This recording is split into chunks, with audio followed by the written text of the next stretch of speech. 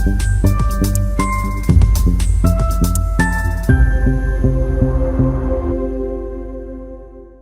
market was down, I was scared. I scared to invest more. Now market is going up. I think I missed the rally. How to control emotions?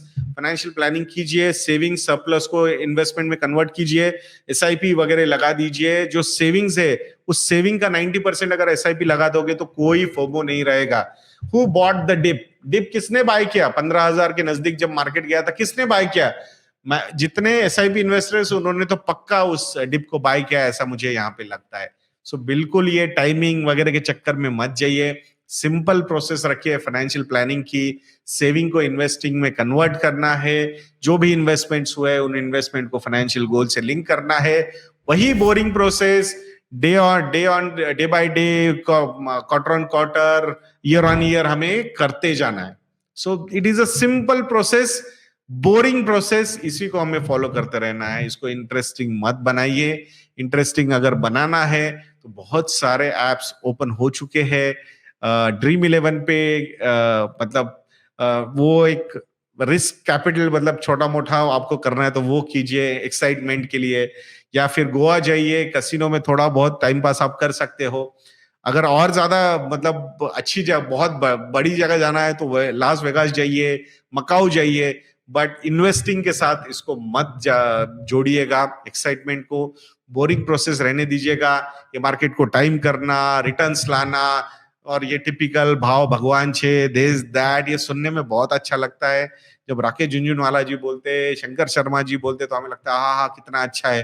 पर retail investor की बस की बात है कि हम तुच्छ प्राणी है ना.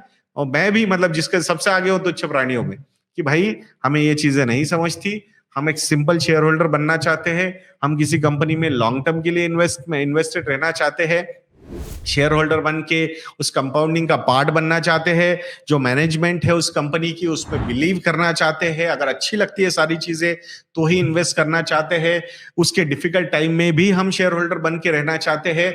बट लॉन्ग टर्म पोटेंशियल जो है, जो विजिबिलिटी कंपनी देती है, ग्रोथ जो पोटेंशियल है कंपनी का, अगर वो फुलफिल होता है तो हम डेफिनेटली एक अच्छे इन्वेस्टर बन सकते हैं. सो उस एंगल से जाना है.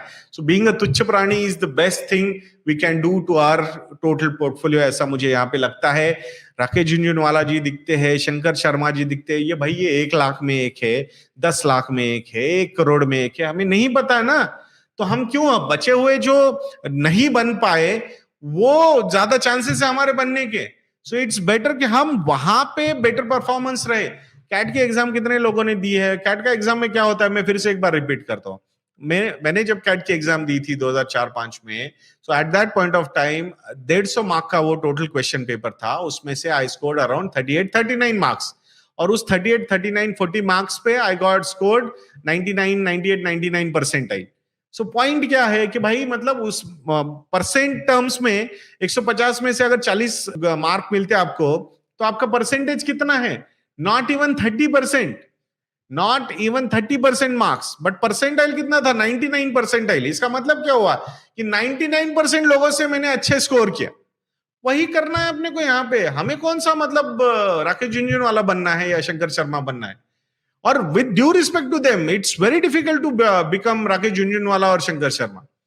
मुझे ऐसा लगता है कि हम एक सिंपल बंदे बनेंगे. हम 12% रिटर्न वाले बनते हैं ना. 12% के सीएजीआर से ग्रो करते रहेंगे अपने पोर्टफोलियो को. 5-6 साल में डबल हो जाएगा पैसा. और रेगुलर बेसिस पे इन्वेस्ट करते रहेंगे, एक्यूमुलेट करते जाएंगे. साइकोलॉजी ऑफ मनी पढ़ी है ना हमने. सो उस एंगल से अगर आप देखोगे, सो एक लॉन्ग टर्म प्रोसेस को फॉलो करेंगे, एक्यूमुलेशन पे फोकस करेंगे ज्यादा, हम सक्सेसफुल इन्वेस्टर बनने के चांसेस हमारे बहुत ज्यादा बढ़ जाते हैं अगर हम इस अप्रोच को लेते हैं. तो यही अप्रोच हमें हमारी नैया पार लगाएगा. अदरवाइज हम किसी को फॉलो करते जाएंगे. कोई एक बेस्ट स्विमर है, नदी में से क्रॉस कर रहा है, हमें बोला अरे यार ये ऐसा ऐसा क्रॉस करना है अपने को, मैं भी ऐसे घुस जाता हूँ उस नदी में. भाई डूब जाएंगे हम बीच में जाके. इससे अच्छा नैया में बैठेंगे, थोड़ा सा पैसा देंगे और नैया पार करवा लेंगे अपनी. फर्क नहीं पड़ता अपने को. अरे नहीं वो तो बेस्ट स्विमर था ना. अरे नहीं है हम स्विमर, ठीक है, इट्स ओके.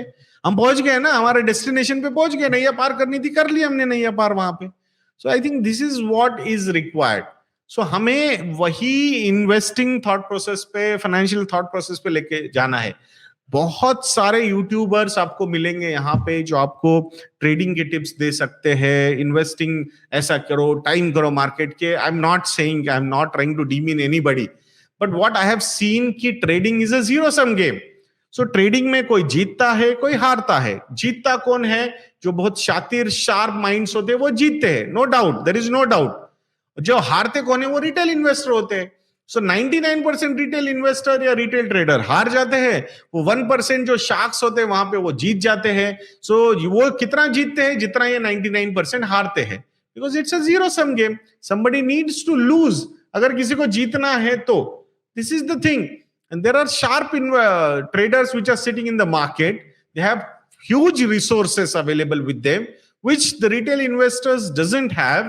और इसीलिए वो जो इक्वेशन बनता है वो विनर्स का परसेंटेज छोटा होता है, बट पैसा कितना जीते वो परसेंटेज बहुत बड़ा होता है, और रिटेल ट्रेडर बेचारा उसमें लूज कर जाता है।